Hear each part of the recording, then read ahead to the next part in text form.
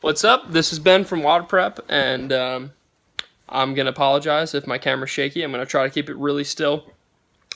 It is 7:22 p.m., and if you are watching this on the replay, or if you're tuning in for the first time, make sure you swipe to the right or swipe to the left, either direction, I don't remember, and follow me. I'm trying to get as many Periscope followers as possible because I want to keep delivering really good content every single day.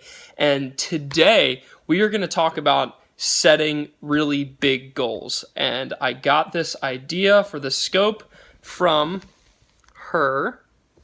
It's my wife, and her name is Shelby. And we were actually just at an airport looking at airplanes because we are potentially going to be flying for a little vacation. We're going to actually fly ourselves to Catalina Island, which is off the coast of California. And it's kind of nice when your wife or your significant other is a pilot. I have that luxury because I am not a pilot, but she is in the Navy, and she has her qualification to fly. But anyway, while we were sitting in that airport parking lot, we were looking at these planes, and I said, you know what? Let's make that a lifetime goal. Let's say in the next 10 years, our goal is going to be to buy an airplane. 10? Yeah, I made up 10 just now. I think 10's a good number. What do you think? That's tough. Exactly. And that's the point I want to make today. So, if your goals don't make you uncomfortable, then what is going to inspire you to change your life, to take action and make those goals happen? Okay? So, if your goals are such that it doesn't require drastic changes in your life or drastic action, then guess what? Your goals probably aren't going to happen, or they're just way too freaking small. So my challenge to you on this fine evening, moving forward, if you watch it tonight, you can set them tonight, or you can think about it this week. But at some time this week, really take some time to sit down and figure out what your long-term goals are. And we have a tendency when we think of goals, we'll think of them and then say, oh, no, that's too big. That's too big. You know, your fear, that thing deep down inside of you, that fear kicks in and says, wait a minute, let's be a little bit more realistic. Kind of just like Shelby said, 10 years, that seems really fast. I don't know if we'll be able to afford a plane in 10 years. Let's bump that to 20 years. And then it just takes all the pressure off of you. And then you have no reason to take action right now.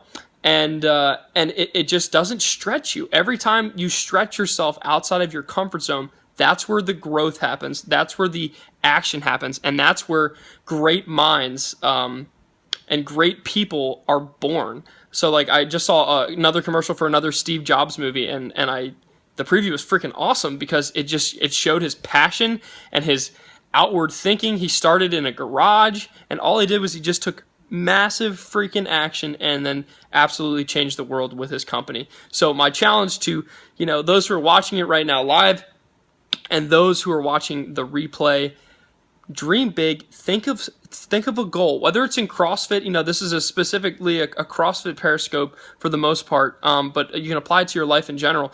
But if your goal is to, if you really want to make it to regionals, which is an insanely hard goal, don't belittle that and say, oh, I just want to finish top, 500 in the open in my division.